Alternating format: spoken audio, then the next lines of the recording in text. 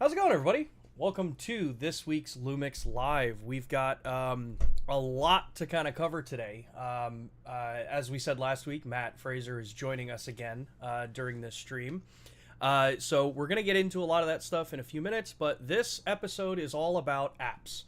So we're going to go into a lot of detail with that kind of stuff. And yeah, before we get fully into that, I just want to remind everybody, if you have questions during the stream, to make sure to tag at LUMIX USA. It helps us, kind of see the questions so that Matt and I can address them while we're on this stream. But also, if you're new to the stream, it's an easy way for you to be able to engage directly with Matt or myself or whoever's on the broadcast for this particular week. We're going to kind of jump right into it in a second, but we will have, as far as LUMIX Pro services, I want to make sure I cover that for everybody here. So if you're in the United States, we have two levels of LUMIX Pro service. We have the red tier, which is the free tier. So if you've purchased a new camera or you're looking at getting a new camera, know that with the red tier, it's free. You get 3-year extended manufacturer warranty here. And then we do have the platinum tier as well. Now, the platinum tier is a paid level service. That's going to get you the 3-year extended warranty that the red does, but on top of that, that's going to get you a number of additional benefits. You're going to get 2-day repairs with free shipping next day for both ways. You can get 20% off out of warranty repairs, annual sensor cleanings, lens calibrations, firmware updates, all that kind of fun stuff. And if you're someone who prefers to speak to a person on the phone to troubleshoot your issues, you also get access to our membership hotline. So I encourage you, take a look at LUMIX Pro Services if you're in the US. We got the QR code right down below me, and then we have the links down in the descriptions as well. So I want to kind of get Matt on camera here. Like I said, we're going to be talking about apps today. So, hey, Matt, how's it going? I'm sorry. I thought we were talking about appetizers. Yeah, we're talking about apps today. We've got, I've got some, pretzel things here with some, beer cheese, and we've got some cheese curds. What kind of stuff you rocking over there, Matt? I had chips and salsa, and I have some queso. Do I have anything on my face right now? Or? Yeah, maybe a little bit. You might want to, like clean yourself up, man. Maybe just a little bit. I really love my appetizers, so I get into it. Obviously, that was totally hacky. Oh yeah, yeah. Dustin Armstrong says cringe. Yeah, no. So, Matt and I we're talking about this before, like apps, because we always use the short term and stuff, and I'm just like, yeah, figured it'd be a little fun. Dustin threw up a little bit from this joke. Okay, cool. There we go.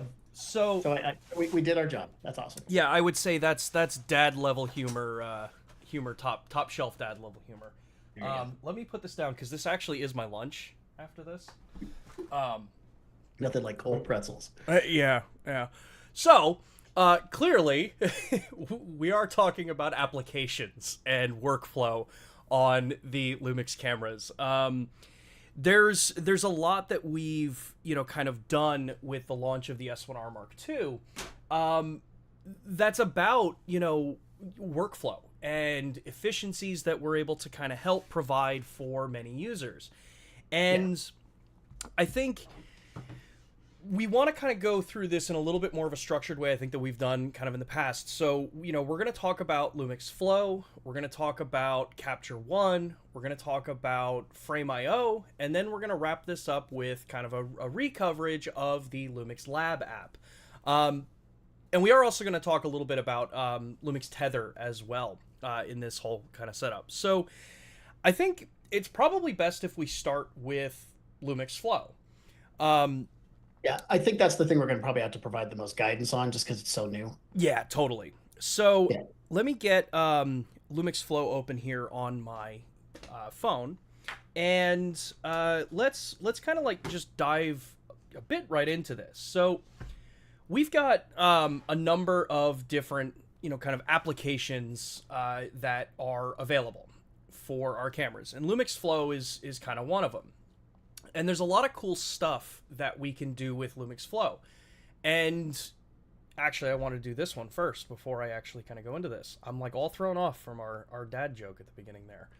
So one of the first things is obviously Lumix Flow. As I mentioned, we're kind of talking about this. So we have an entire web page laid out for Lumix Flow that will give you kind of a written example or explanation of like what is Lumix Flow, how does it work, what do you use it for, and we're going to be walking through this for the next few minutes. So if you want to follow along, you can either use the QR code on the screen, and you can download it. We have iOS on the left, we have the Android version on the right, or you can click the link in the chat and you can go download the app yourself through that method. If you are, like I said, if you are someone that wants to follow along, please do, because we're going to do actual full-blown live demonstrations of this. Now that that's out of the way.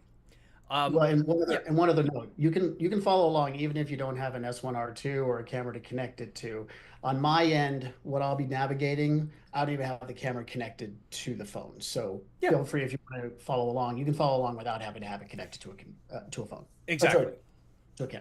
Exactly. Yeah. So now let's actually take a look at my camera here. So to start with, Lumix Flow is an app that is actually using. Actually, let's do it on this one. Lumix Flow is a hardwired application to your camera. What this is going to give you the ability to do is a number of really cool things. One of those being monitoring what's on your camera's feed. So to show everybody how that works, I've got my app set up here, and I'm going to take a USB-C cable plugged into the camera, and I'm just going to plug it in. And what you're going to notice is it's going to trigger the camera, and it's going to say, hey, Lumix Flow, PC tethering, PC storage, what do you want to do with this? So we're going to tap on Lumix Flow, and you notice that the bottom option here for monitoring has now lit up. This allows me to very, very easily, if I just angle this right, tap on external monitor, and get a monitored preview of what my camera is seeing. But on top of that, it also gives you actually a lot of additional functionality as well. So we have the ability to come in and make a number of changes to various settings that you have on the camera. So we'll switch to the top down again. This allows me to come in and change things like the shutter speed, so I can adjust what kind of shutter angle I want to work at. This allows me to come in and change the aperture of the lens, depending on what lens you've got on there. Let me actually look at the app while I'm doing this. So I can change the aperture, control the brightness. I have exposure compensation control. I have ISO control, so I can be able to toggle this all the way through, or I can just set it up to auto if I want. Same with white balance control. Now, all that kind of stuff is kind of cool. You've got some basic controls for adjusting the exposure of the image that you want to work with. On the right-hand side, you'll see some more informational data. So you've got what video recording mode you're in, what color profile you're currently on. You also have what recording mode you're in. So in this case, I'm in 422 10-bit all intra, I'm in 4K 30p, and then it gives me a readout of the recording times on the card or cards that I have attached. If you want to change the layout of this, so if I want to flip all the controls, I can just tap the 3 buttons, do reverse button layout, and then now this shifts everything over to the right hand side so that I've got my adjustable settings on the right and then my kind of informational setup on the left. And then we also have, let me flip this back over here, we also have this histogram icon, which gives you a number of other kind of like exposure tools, right? So we've got histogram, we've got focus peaking, I've got zebras, I even have frame markers, which I believe are the 239 or 240 frame markers. And then you've also got some grid lines, and you got some options in grid lines. So pretty straightforward controls. Remember, this is the first introduction of this app that we're doing. So you've got pretty much anything that you'd need to be able to do some just simple, basic on-the-fly monitoring. Now, I will say that on as far as day one goes, this is supported on iOS, so on iPhones, and this is supported on Android for Android phones and Android tablets. The iPad excuse me, the iPad OS version is being worked on. So at the moment, if you have an iPad, it won't work, but you can use your phone for this. So the last thing that I want to mention about this is that you also have the ability to toggle your recording from the phone itself as well. You get a nice big red recording box, identifies that you're recording. You notice that the camera records as well. And you notice that as far as things like latency go, latency is pretty well controlled when you're using the hardwired functionality of the Lumix Flow app. Once I stop the recording, cool, you're set. So it gives you a really nice basic control for just being able to see what's on your camera. If you want something a little bit bigger than the 3-inch screen that's on the camera itself.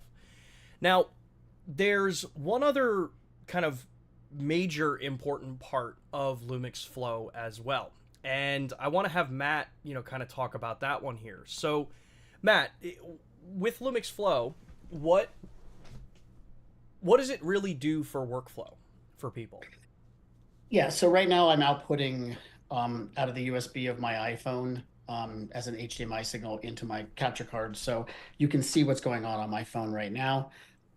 Thus the reason I can't connect it into a computer into my camera at the same time. I'm using that port. So you'll see that there's a video production workflow box at the top that's white.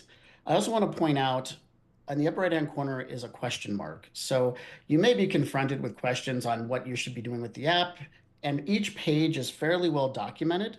So you can always jump in, and if you've lost your way through the app, you can always just ask the question mark question, and it'll help you to explain what's going on. So once we go into video production workflow, you'll be confronted with this screen here. And so you'll notice at the top, it says Lumix on the left or smartphone on the right. When we're on the Lumix side, that means we're going to be using a Lumix camera for our video capture. When we're on the right, we're going to use the camera that's in our phone as our capture device. So this means if you want to go ahead and start playing with the app now and you don't have a camera yet, no problem. You can at least start playing around with it with your phone, and you'll get some of the limited functionality, not the full-blown functionality we're about to show. So from the Lumix section, you'll see at the bottom there are 3 samples. It says storyboard sample, and it has short drama, music video, or documentary. If you go into one of these, it'll show you, it'll say script, and then it'll give you an example of one that our engineers have sort of built in, kind of give you some guidance on how they envision you'll use it. To be clear, you can't turn this into a project from here. It's just not going to work. It's really just there as an example so you can check it out. If you ever wanted to use one of these as a baseline template, you can always press the, oh, I just crashed my Flow app. Well, that's not good. Oh, using the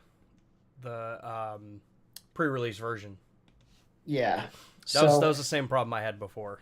Yeah. So beta. Anyways, yeah, when you click the storyboard sample, there's an option for duplicate. So you could always duplicate one of these and then have that become like a starting point if you want. But for this demo, we're gonna kind of do a hybrid. We're gonna start a new one, and then we'll go to one that I've already created. So to start a new project, you'll press the little plus arrow in the lower right-hand part of the screen.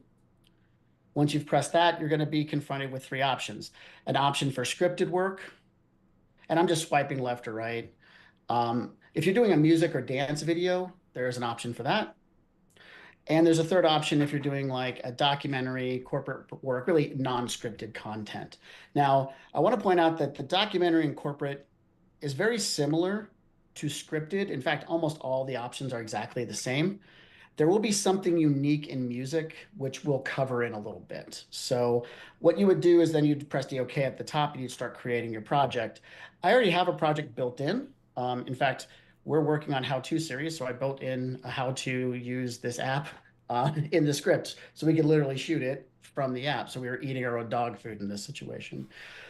So we would first start by doing scripting. And so at the top, what you'll see at the very top of the screen, obviously there's a return arrow to take you back. You'll see an option that says PDF. So once you've created your script and you've put in your shot list and your scene lists, you can press the PDF option, and you can either export just the script or a full storyboard. And that way you can share it with your client, or you can get some feedback from people. Obviously, our friend, the question mark, is back up there to give us some guidance if we need it. And then if we press our little notation symbol at the upper right. That gives us a more simplified look at what we're doing for our shot list, which you can see the shot list is at the top.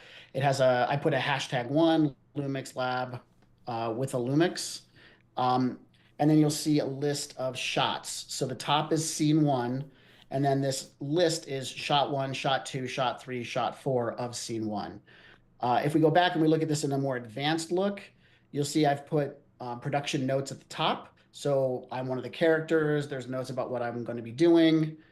Then as we scroll down, we go to our scene one. From scene one, we have the ability to do our naming, which is what I've done here, where the location is, what time of day it's going to be happening. And so now you can see I have our little, our little sun next to it for the daytime. Now we come down to scene one, shot one, and you'll see I have a little storyboard that's been put there. So to create storyboards, you'll see my little plus symbol just below my little character. If I press that plus symbol, I can import photos that are on my phone. So if I went out and I did a site survey and I see the different places I want to shoot, I can document those with the camera. I could then import them into the application. And then if I wanted to, I could press the character selection and I can bring my own characters and resize them to how I want the blocking to be and move them around a little bit. Okay. Or I can use the templates that are already in here to create something that's close. You can also draw in your symbol. So you can see the world's worst camera drawing right there. Matt is on set. He's on a sound stage, and there's going to be a camera right next to him. So we've effectively created our storyboard for this shot. You'll see to the right, there's a little clock symbol. So we have the ability to set, if we want, how many minutes and seconds we want that shot to be. I'm never that organized, so I don't put that in. We can put the location. So we're in scene one, and in this scene, you'll see we have two different locations for scene one, a soundstage or the back of the camera with Matt on set. So we can add additional locations for each shot. This is important because if you do that soundstage section and then you choose your blocking, so I've put the name Matt half frame so I know what the blocking is going to be. Then I can enter my script or other notes right here. Once I've entered this and done this and repeated it, you'll see like scene 1.2 here. That's now the back of the camera. So that's showing what the second angle will be. You'll see when we go to shot 1.3, we have the same blocking and same storyboard for that. As we scroll down, we go to 1.5. We've now been able to arrange all of our shots in an order that they're going to finally end up in the edit. And so once we do this, we can then go to the record option. And once we're in the record option, you'll see we just turn the camera, it turned it sideways for us. Press OK. So this will be the initial screen that I will see when I'm about to start recording this project. So you can see my shot list. So on the left, you can see shot 1-1, shot 1-2, 1-3. But what you should notice is that some of them have a yellow box around them. The ones that have a yellow box are all the shots that are going to be on the soundstage with the same blocking, the matte half frame blocking. So I know that those are the shots that I can shoot from this lighting setup.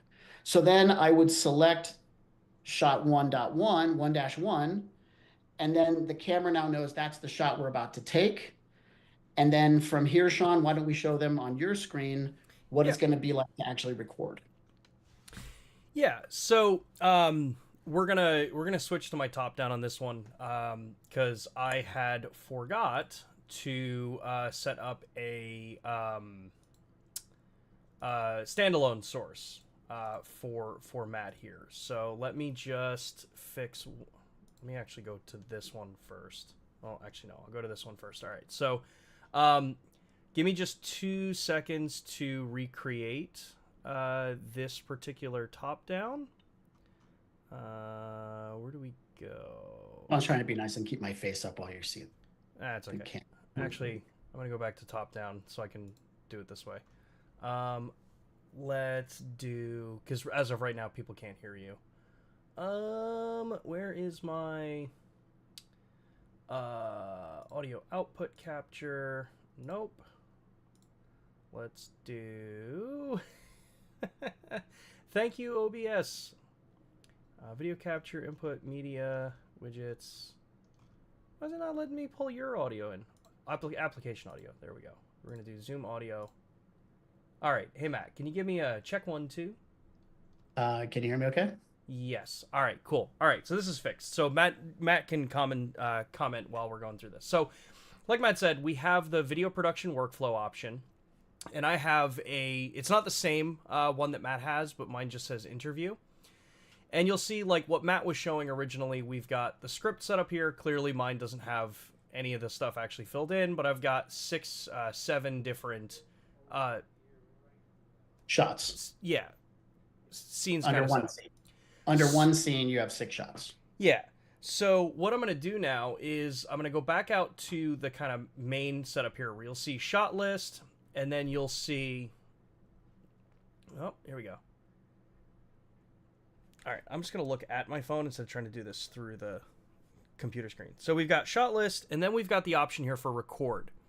So I'm going to click on record, and you'll see this is what Matt was looking at before. We get the whole setup here, and it's going to give you the kind of gestures for operating this.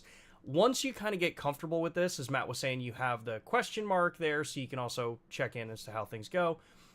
You can just tap "Don't show me this" message again. I know some people get a little annoyed when you've got tons of, kind of pop-ups constantly happening. But as Matt was showing, you have your various different scenes, kind of all set up here. So I can, from this particular perspective, you'll notice that the camera is live in the background, so we can actually see what's coming through for that particular shot. But I can swipe to the right and go to my capture screen. So this is now allowing me to control the camera, like what I showed before, where I've got the actual control of things like recording, exposure controls, all that kind of stuff. But when you have it set up in this particular way, when you're actually within a project and you're within the storyboarding and everything, I can tap the record button, record a clip. Let's say, okay, I want to do this, and I want to rack focus over to the S5 that's back there. I want to bring focus to the 14-28 that's right here. Cool. Say that's my shot. I stop recording, and you'll see that it's accessing the memory card. But now I get this rating option that comes up.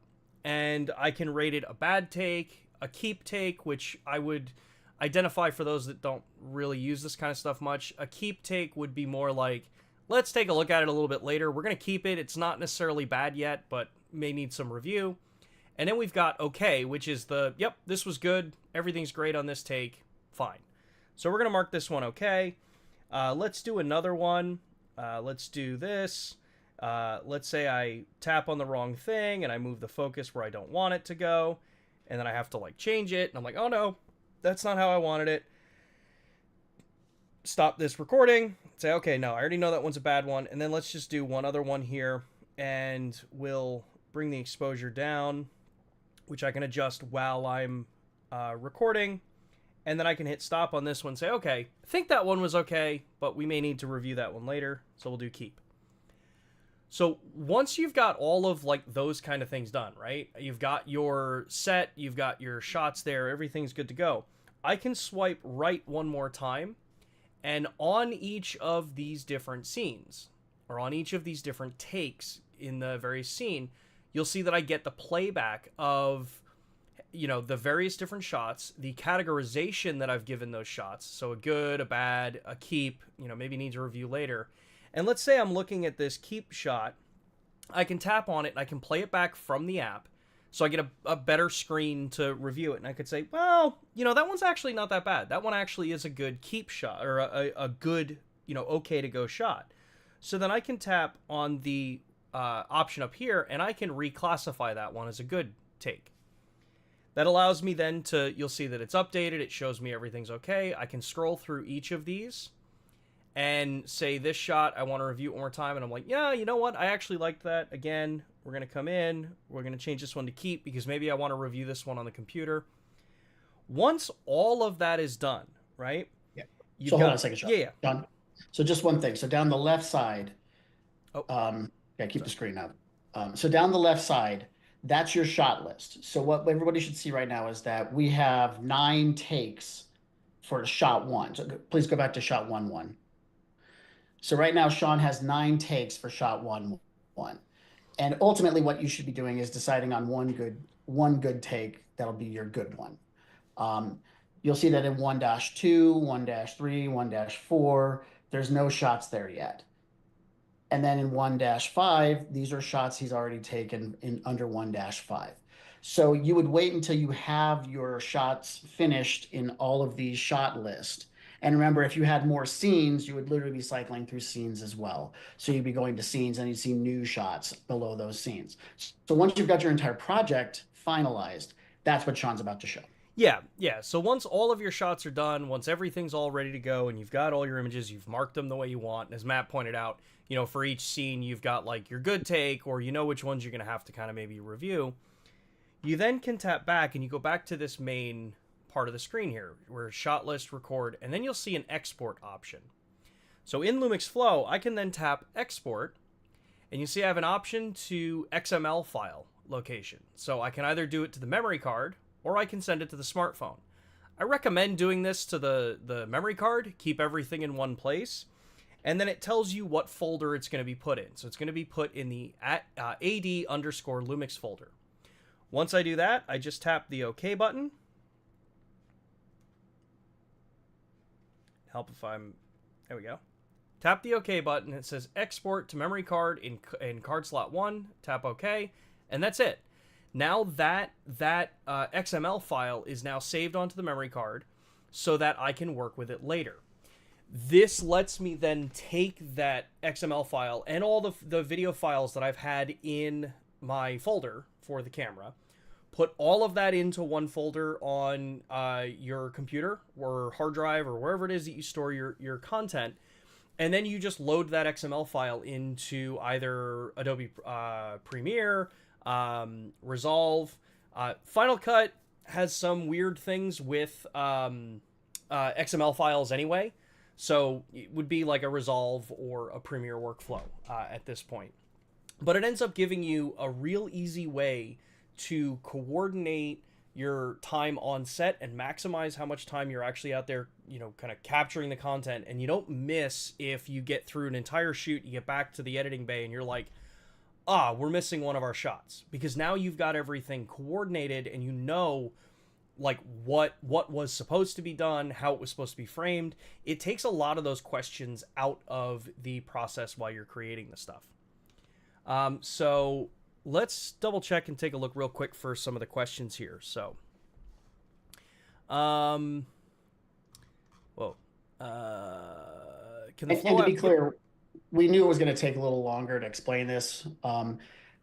Sean and I have been looking online. We hadn't seen like a real complete sort of walkthrough on the application. So we thought it was best to give you kind of a fairly complete walkthrough, just so you can sort of envision how it might work for your personal workflow. Yeah. So we've got a couple of questions here. So Rhett is asking, can the Flow app be used with an older iPhone without USB-C? Yes. And it's a pain in the neck. I shouldn't say that. Thank you, Apple. Yeah, so there is a very specific Apple adapter that you can purchase that you can add to the camera. Add to your phone, and then it'll give you a USB standard port and a USB-C. It's an Apple specific accessory. It'll have USB and USB-C. You cannot use the USB-C port on that. You have to use the standard USB.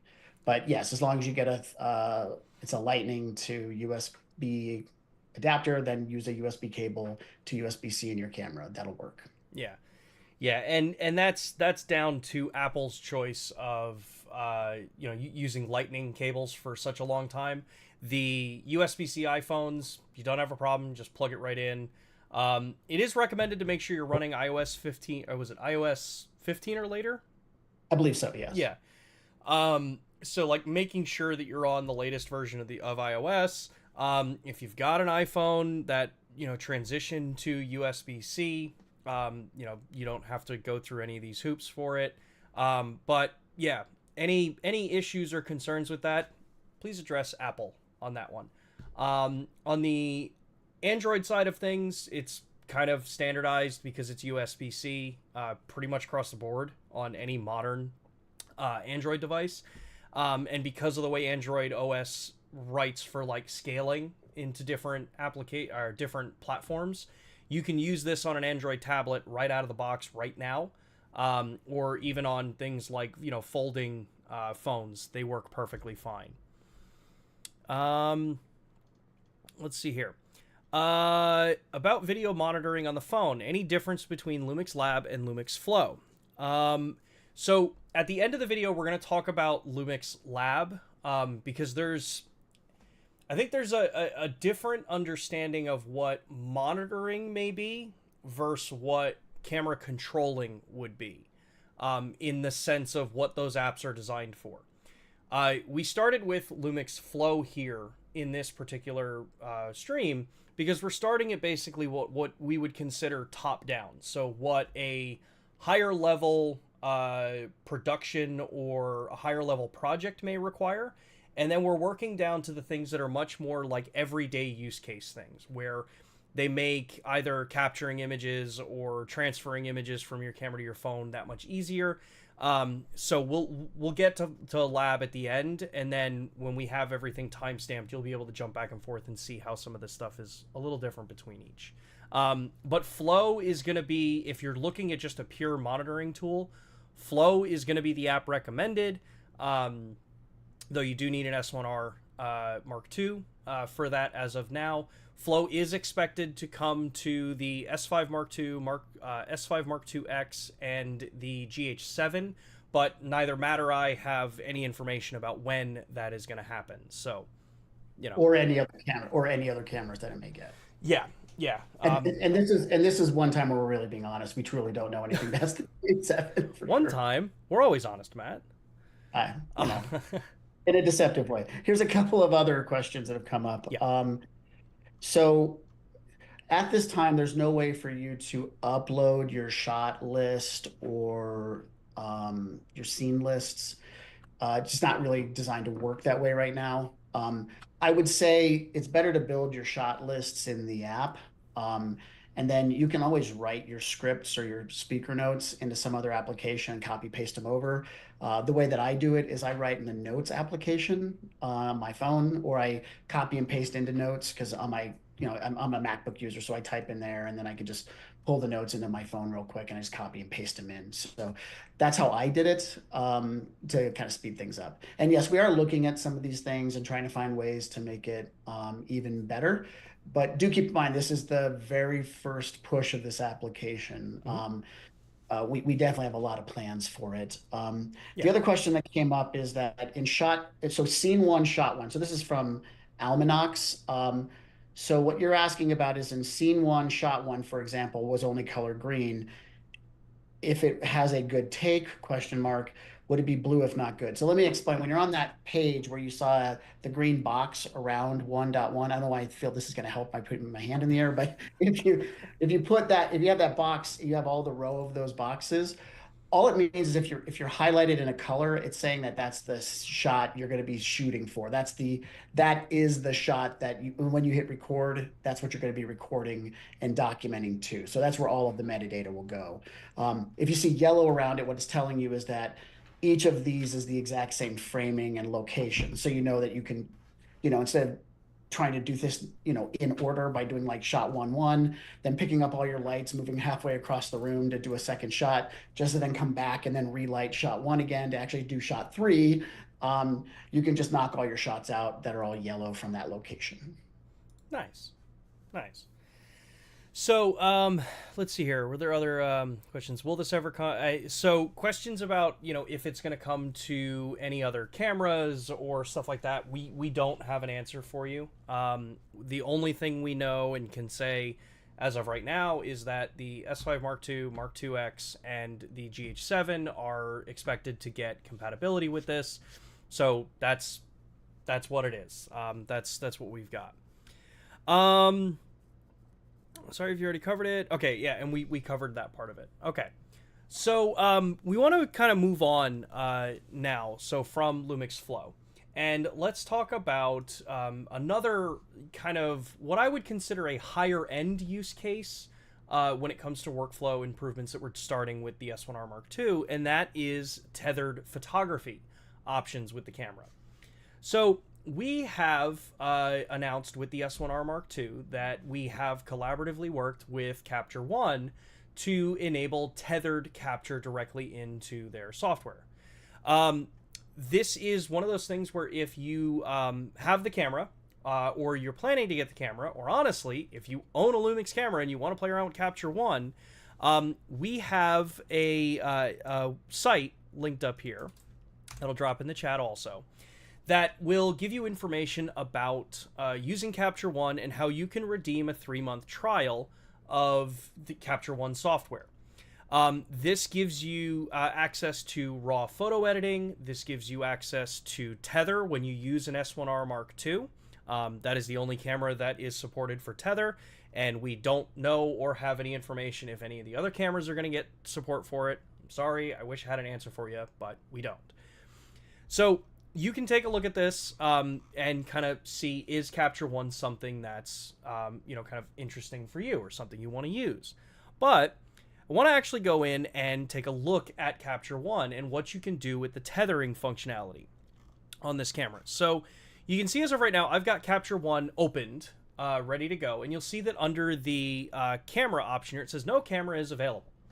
So what I'm going to do is I'm going to turn on my S1R that I have off camera here, and I'm going to go to PC Tether, and now you notice that it is now populated that I have the S1R Mark II, and I have my LUMIX S 100mm f2.8 macro, which is my #1 happy, favorite lens that we've ever released to use on this camera. I shoot street photography with it.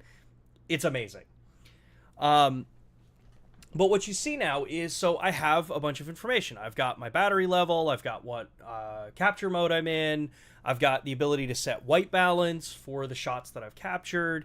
Aperture control. Everything is there that you'd expect. And the important thing is that this is being done in what is considered by the vast majority of the market the industry standard tethered capturing software. I'm going to get this out of the way right away. I know there are some people asking about tethering in Lightroom. No clue if that's ever going to happen. What I can tell you, though, is that I believe the ratio is something like for every 10 people that do tethered captured photography for studio work, it's like half a person uses Lightroom. Just because the workflows of what have been designed and what is considered an industry standard software. That doesn't necessarily mean that we're, never going to look at it, but at this point, no clue, no indication as to whether or not it's going to come to Lightroom. So if you're going to use Capture One, and you do want to use tethering for this, you'll see that as I scroll down, I have a ton of other kind of controls here. I've got things like ISO, shutter speed, aperture, my exposure compensation if I'm using it. This basically is just going to tell me how over or under I've got my exposure set. The recording, the drive mode, so if I'm in single shot, if I'm in burst, what photo mode. So a lot of this stuff is kind of duplicate information of what you see up here, but these are things that can be value changed. So I can come through and I can change my ISO, and then it updates here. I can change my shutter speeds. So let's go to say 100. And then I can change my aperture as well. I also have the ability to change what metering modes I want to use. So personally, I use center weighted metering on all of my cameras. So I will just set it in there and adjust my white balance figures. I can even come in and adjust what focus areas that I want to use. Even into automatic detection. So this is if I want subject detection running. Almanac says, is it just me, or does Matt have the 1,000-yard stare down pat? I think you do, Matt.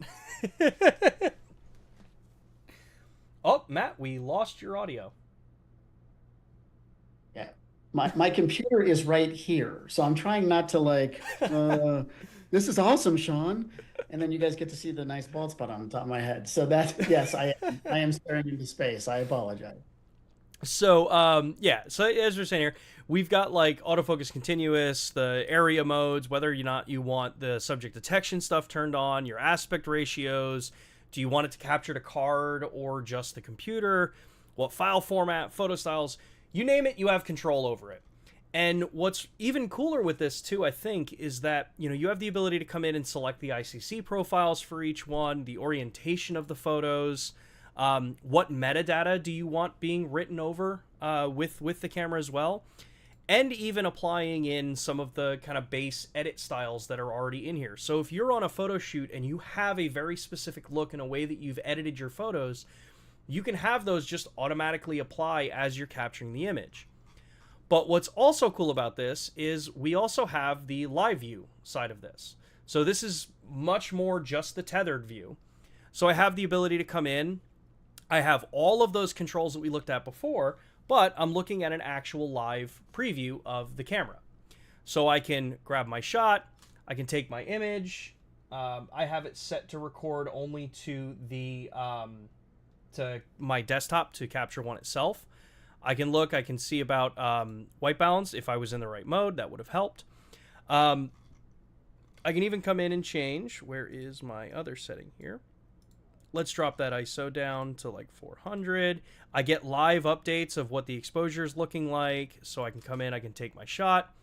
But if I'm done with this particular setup, right, and I don't want to use the live view because maybe I don't need it, I can close it out. The photos are being imported directly in here. I can even come in and change how I want the naming to be. So right now I've just got the folder that I have the images going into and then the file name. But each image, so say I have this image here and I'm like, oh, okay, it looks all right. But I want to come in and I want to change and say, make this a black and white punchy shot. I can take another image. And then what's cool is you'll see that next image has updated and captured with the settings that I've made. If I don't want that anymore, I can then remove it, and then I can take the next shots.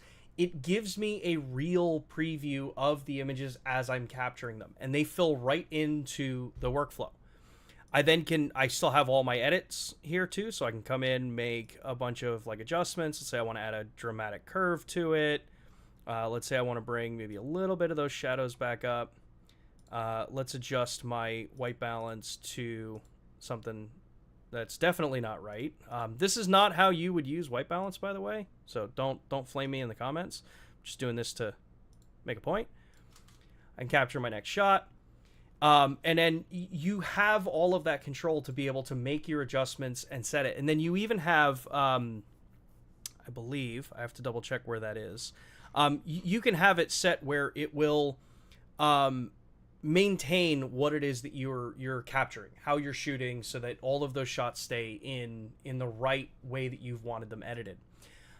It's a really solid tool for tethered capturing that we've just never had before. And the fact that it's just plug and play with the S1R Mark II, you plug the camera in, it pops up just as you saw it prompted right here. It knows what the camera's there. It even knows as far as what camera, what lens I have attached. Everything's ready to go, and it even gives me the battery percentage, so it knows what the battery level's at while I'm recording. And I think the battery level on this will do like 100, then it'll go to like 75, then 50, then 25, then 0, because this camera doesn't have the battery doesn't have the hardware required to do a 1% fill in for it. But yeah, so it ends up letting a really solid set of workflow. Yeah, go ahead. John, just a couple of other notes on this too, because so a lot of you are probably seeing all this control and you're like, well, if I'm holding the camera and I'm taking the photos, why would I be going back and doing all of this?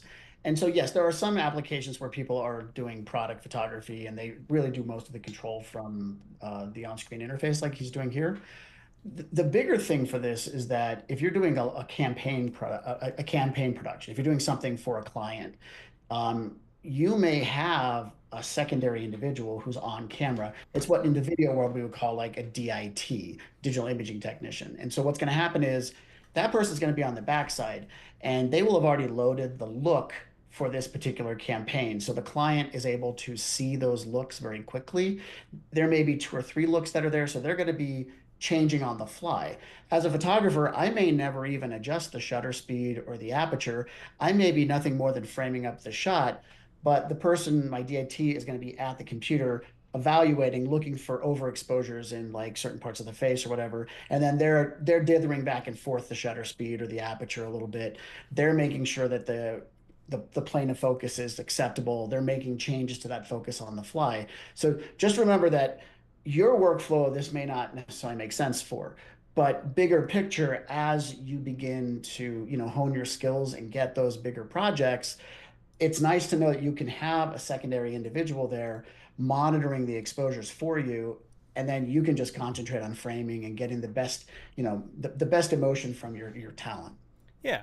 Now there is one other really cool thing that I want to. There's two cool things with Capture One that I want to talk about before we kind of address some of the questions, because I do see some of the questions about Capture One in here.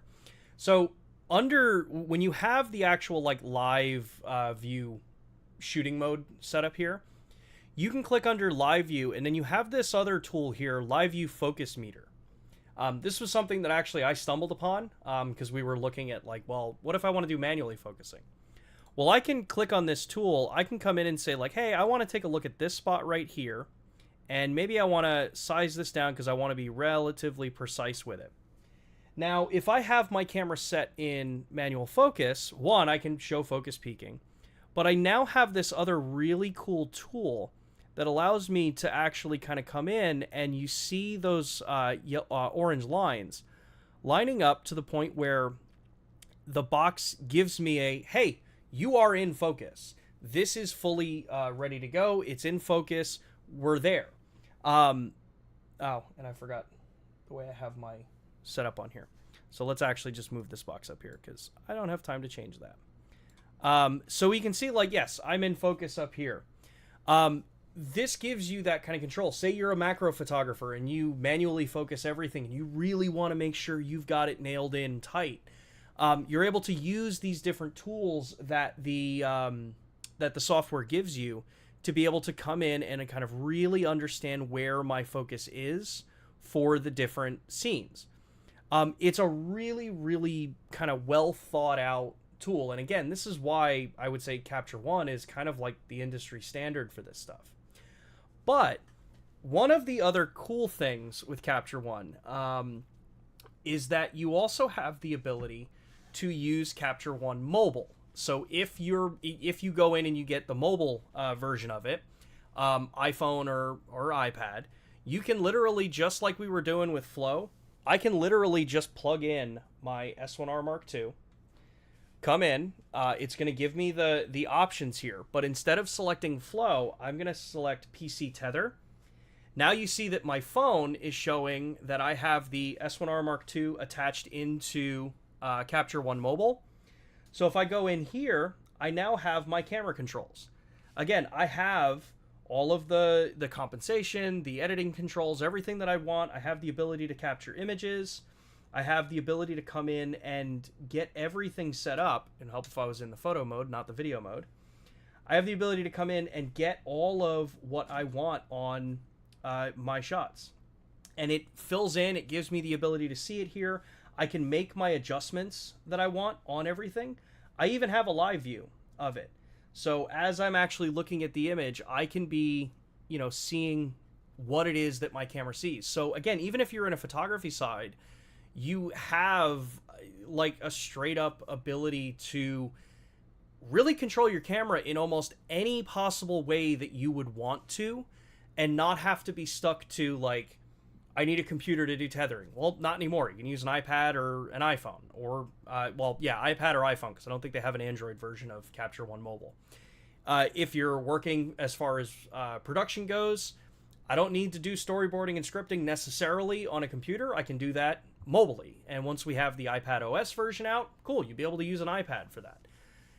It's all about giving you tools while you're out in the field to limit how much time you have to spend behind a computer in the more traditional sense that we work. Well, and also when you have Capture One mobile, it also gives you the ability to connect the tablet to the project that's going on the computer. So you can go ahead and hand a tablet to your client, and as you're capturing and it's showing up on your computer, they can still be seeing that information showing up on that tablet at the same time. So Yeah. it's a very flexible tool for studio photography. We completely understand why people were looking for this from us, and we're just thrilled that we're able to offer it now. Yeah. There's been a couple questions that came in. So One of them is from FC, says, can Capture One tether be used with Live View composite mode? This is actually a very good question, because yes, it can. If you come in and you have to put your camera into Live View composite, so you don't have Live View composite control on Capture One. You would just come in, set the camera up into Live View composite, which I have this camera set up to. So let's make this a really dark image. So I'm going to go down to 80 ISO. Let's also drop my aperture down to, say, let's go to f8. And you'll notice too that you have 1/10 of a stop increments for your aperture. So we got a really dark image here, right? So because my camera is set up in Live Composite, the first image I take is going to do my black frame. The next image is now capturing the long exposure of that image. So if I take something like my LED light here and I turn it on, you'll see I can come in and start kind of painting some of it, and you can see it building on the screen. So this allows me to use a much bigger display to see what it is I'm capturing. Once I stop the exposure and I go back and we look at those images, you see I've got it right there. That image that I captured Live Composite, you're good to go. So yes, really good question. It does let you use this as for Live Composite in Capture One, and it also works in the mobile side as well. You just have to manually put the camera into Live View Composite. Another one was, can you edit video with Capture One? No, Capture One is a photography editing tool. It is a raw processor for still images, and it is also a, as we've shown, tethering standardized software for studio work. Yep. Just to be clear, we understand that if you're a Photoshop user and you're also a Premiere user, that you're tied into their ecosystem. We get that. Just remember that this tethering functionality it's a two-way street. Both parties have to be willing to come to the table in order to make this work. So, Panasonic's very open to making sure we work with all software. It's not always our choice whether or not we can work with all software. So I'm just going to leave it at that. Yeah. Cool. Just double check the questions that we had there. Chris, so that was on Flow. Okay. So, and I see Cam Mackey's in the chat. Y'all got me back on Capture One. The S1R2 files work beautifully in it. Shot a campaign for Boot Barn in Wyoming with it. Editing it as we speak in Capture One. Awesome. Very cool. Definitely excited to see what you shot there, Cam. So this kind of lends, I think, itself perfectly into one of the other areas that we've talked about before, which is Frame.io. Frame.io is a really, really solid platform. If we go back to talking about that Adobe thing, there are things that Adobe has, there are things that Capture One has. What's nice is that if you are an Apple user or a MacBook or whatever, Frame.io also has integration for Capture One, or Capture One has integration with Frame.io as well, just like Adobe does for all of this. But if you've never used Frame.io before, Frame.io is a cloud service, kind of. So it's camera to cloud is what we're talking about in this sense, but it's, you get a lot of functionality for being able to collaboratively work on projects. You get the ability to collaboratively review pieces of content that you're creating. If it's a video production, all of that kind of stuff. But what's cool about the way we have integrated with it is that you can now have a direct link from your camera to Frame.io. You don't need any kind of, intermediary app or software that you don't know if that company's ever going to continue to support it in the long run. And if the company decides to not support it, you're kind of up creek without a paddle. So we have enabled it to where I can take my camera, I can go right into the menu, I can go down into the setup options, and we have Frame.io right into it. From here, I literally just do Frame.io connection, go to set, and then pairing, And what this is going to do is this is going to connect into my home Wi-Fi here. So it's connecting right now. And then what it will do is it will give me, it's going to end up giving me a code that I can then plug into Frame.io. So once this gives me the code, we're going to jump over onto my desktop and we'll show you what that is. So right now you'll see device pairing code. I can read it. You guys probably don't see it. So now if we go into my desktop, you see I've got frame.io open.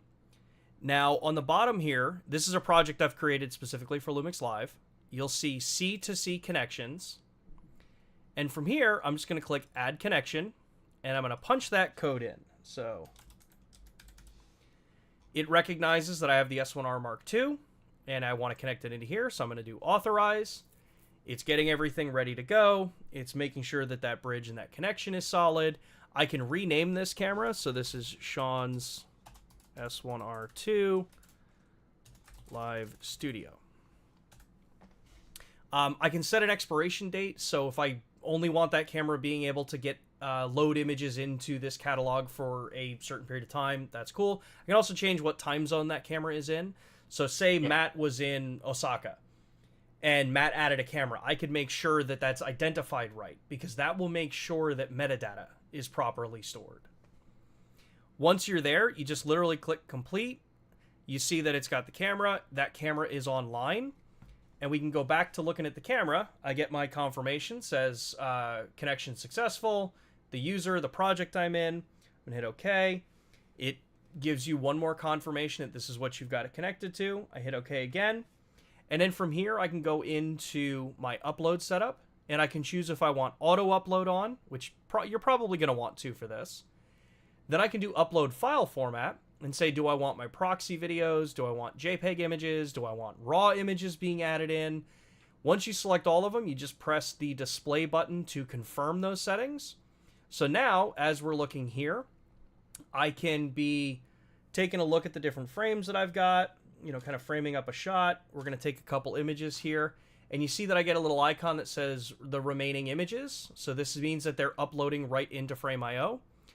And if I go back into my actual Frame.io catalog, and let's go to this one here, you'll see that those images are already uploading and populating into Frame.io. Depending on the internet connection that you have, this can be really, really fast. If you're on a mobile device, which I do often, as long as you've got good cell coverage, you can just connect right into your phone and do this remotely wherever you need. And it makes a really easy way to have your images uploaded, ready to go as you're kind of, you know, in the field. Did I miss anything on that, Matt? I would just say that remember that for video, it's going to be proxy files for video. It's not going to do full resolution video uploads. It can be a little tedious to send a full resolution, you know, 8K video up there. So Yeah. they're going to be on proxy. And proxy files are going to be somewhat limited. You can do proxies from 4K video captures. So, you know, no 5.8K or 8K. But the cool thing is that that proxy file gets delivered very quickly. You can start the editing process very fast. And honestly speaking, Frame.io integration was what motivated us to get the proxy file functionality added to the cameras. That's really what drove that development. So we can thank Frame.io for a proxy file, even if you're not going to use proxy for Frame.io. It was a terrific addition. This was really helpful to get it added. And so I would say one other thing, you know, I think a lot of people think of Frame.io, if you have experience with it, you think of it as a video tool. The way Frame.io was originally designed, it was designed so that if I did a project and I needed to get your feedback as a client, I could upload that project, send it to you, the client. You could view it like it's a YouTube video, pause it, put a comment, and it's all, you know, time stamped in. So as I'm watching the video, I can see when you've commented, at what moment that comment is coming in, so I know what to change and correct. Frame.io is no longer just a video tool today. Frame.io can now allow you to get that same sort of workflow and feedback on photos. And so for applications, especially for social media deliverables, where you might have a social media team, let's say you work for a university and you have a social media team that's covering, you know, a basketball game. It's awesome to be able to have video files that are proxied, that are getting up there very fast. So the social media team can very quickly just cut and edit, put that onto social and, keep that engagement going with your customer base or the alumni of the school. And then they can also do that with the photos and start posting that stuff to Instagram. So it's not just about getting the edits done quickly. It's also about getting your content online faster. Yeah.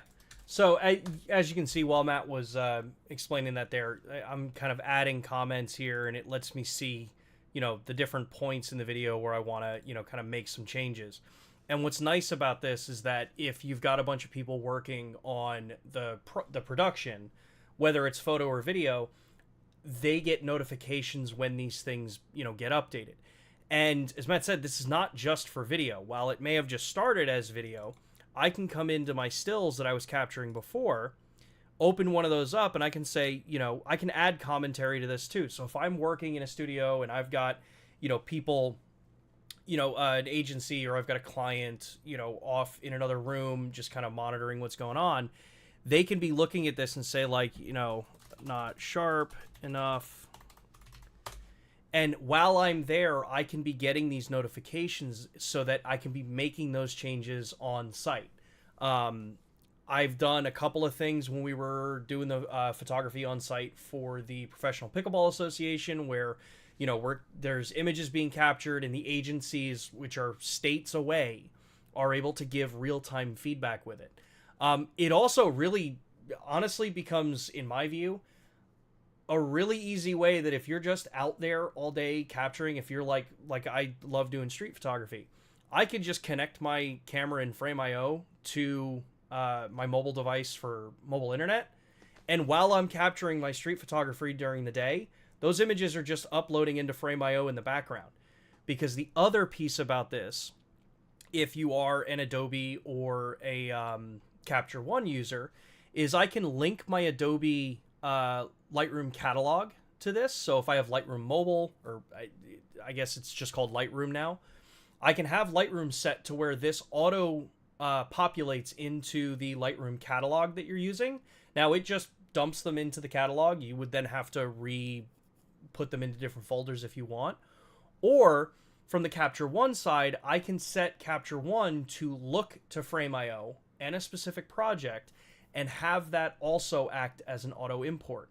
So it gives you a whole lot of tools in the photography side, which I think is one of those areas that people, because we don't really ever talk about these things much, I think people kind of assume that we're not doing anything for photographers. But yeah, we're doing a heck of a lot. I think it's just a matter of kind of, taking a step back and looking at what these cameras can do.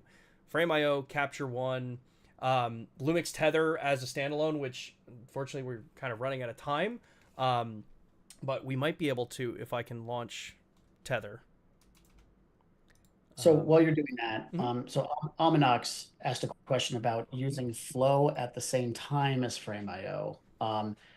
I can confirm I have not tried that, but I suspect that they're not going to be able to work simultaneously because once we have that wired connection, we don't really have the ability to network connect the camera or establish a Wi-Fi connection. However, with Frame.io, you should be able to have Frame.io do that upload after you have discontinued your flow sessions. So you could have where you do all your recording and everything, Mhm. and then the camera would then establish a connection and then start doing your offloads to Frame.io after. So Yeah. you're just not going to be able to do those things simultaneously.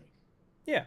Yeah, and that's like one of the other things too, is like, so with Frame.io and the camera as well, I have that ability to also go into the menu, and if I go back to that Frame.io menu option, you also have send images to Frame.io. So this will read what's on the card, and then I can just select the items and force them up to Frame.io. So you don't have to do everything to where it's an auto upload. If you're going to capture a whole bunch of stuff and then you want to be able to look at it and say, hey, maybe I only want to send a handful of these up. You also have that capability as well. I was able to get LUMIX Tether running, and I'm not breaking my computer with like 700 different major programs open all at once, so I'm kind of happy. Um, Every GPU fan is going like full blast right now on your computer. yeah, yeah. So yeah, I've got LUMIX Tether opened here. So for those that want to utilize Lumix Tether, you still have full capability with this.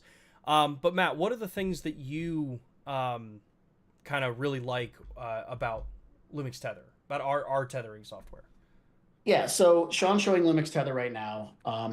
For those of you who are Lightroom users or Photoshop users who are looking for a tether option, this can be used. You can have your photos go into a watch folder and have Lightroom pull from the watch folder.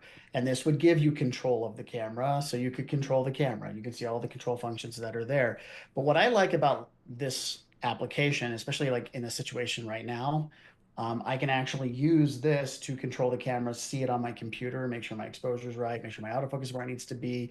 But I can do that with up to 12 cameras. So Sean, if you go and show them the camera option, um, what you'll see is a list. Now, Sean has two cameras connected right now. This allows Sean to be able to switch from one to the other, or you can actually have all 12 cameras up on the screen so that you can actually see them all at one time. And that way you can kind of dial their exposures in all side by side. So it gives you that ability to be able to do that as well. I think those are just a couple of the really cool features that we can do in this. Now with the S1R2 and select Lumix cameras, like, the GH7, you'll know it can do what I'm about to show if the camera has the ability to use an Ethernet connection. So either it's in the camera or you can use an adapter and add Ethernet. We're always pretty clear about when we do that. When you have that function, you have the ability to do full menu access to the camera. So Sean's able to go through and control every single function of the camera right from right from a desktop, laptop, computer, right from this point. So I think this is a really great way to be able to do this as well. And then one of my last favorite things is if you go to the bottom, and I'm having a look at your screen here where the settings option is. So settings is where you would set the destination for those photos if you're trying to work with Lightroom.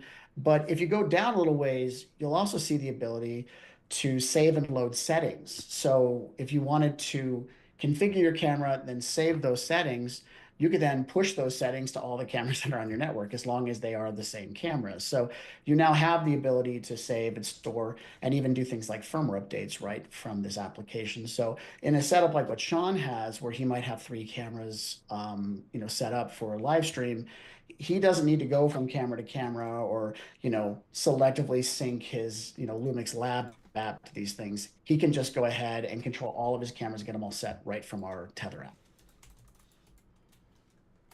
Yeah, so if I pull up, let's go to this one. So if I pull up Lumix Tether again, now I've disconnected my my S1R2 from Lumix Tether. You'll see now I've got my BS1H that I have mounted up on my ceiling. So I don't want to constantly go up there and make changes or adjustments or things like that. I can come in, I can just set my settings for it. Because this is one of the box cameras, I have that full menu control that Matt was saying. It gives me a ton of control, especially in cases where I don't have this camera. And this camera is being run over Ethernet. So I just have it plugged in. It's PoE plus powered. So I only have two cables running from that. I have an HDMI that runs out to my switcher, and then I have the Ethernet that runs up so I can have all of this control for Lumix Tether as well. Yeah, and one key is that when I said that the camera has to be able to do Ethernet to be able to do the menu, that doesn't mean you have to be connected via Ethernet to make that work. That's just the indication the camera will have full menu control. You can plug it in with USB-C and it's going to give you full menu control as well. I just want to make sure that was clear. Yeah, yeah. Now, the last thing that we kind of want to talk about here is using Lumix Flow quickly.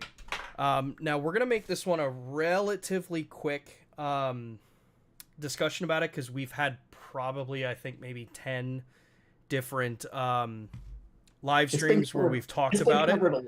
It's been covered a lot, but since this is about apps, we wanted to make sure we were at least covering everything. Yeah. So let me come in here. This is not my normal camera that I use for it. Actually, is this? Yes, this is my normal camera that I use for it. Let me get my setup here. Let me get my framing so that y'all can see it. All right, so we got it there. Let's do this one. Okay. So you can see that I've got LUMIX Lab set up, and I've got it ready to go to this camera's already been connected. It connects over Bluetooth. But what's cool is I have that ability to tap on control camera. What this is going to do is this is going to tell the camera to turn its Wi-Fi on. I can just tap join, and this will bridge the connection over Wi-Fi so that I can do camera control of the I can control the camera through the app. What you'll notice is there are little differences between what this type of control is versus what LUMIX Flow was designed for. So if we go to the top down so you have a little bit easier way to see it, you'll see that like I have my exposure controls. So this stuff is fairly similar in what you see for LUMIX Flow, but I also have the ability to tap down on the top here, and from LUMIX Lab is where I can actually change things like my recording modes, what rec quality I want to be recording in, what format do I want to have the camera be capturing in. So it gives you, yes, a bit more control in some cases, but you also have, in some areas, a little less control for certain things. So while the LUMIX Flow app is going to be something that is a hardwired connection, your latency is going to be better on LUMIX Flow than it is on LUMIX Lab. LUMIX Lab is a Wi-Fi connection, and Wi-Fi connections are not perfect. When you use 5 gigahertz, if you're in an area where you can use 5 gigahertz, 5 gigahertz is going to be able to communicate faster.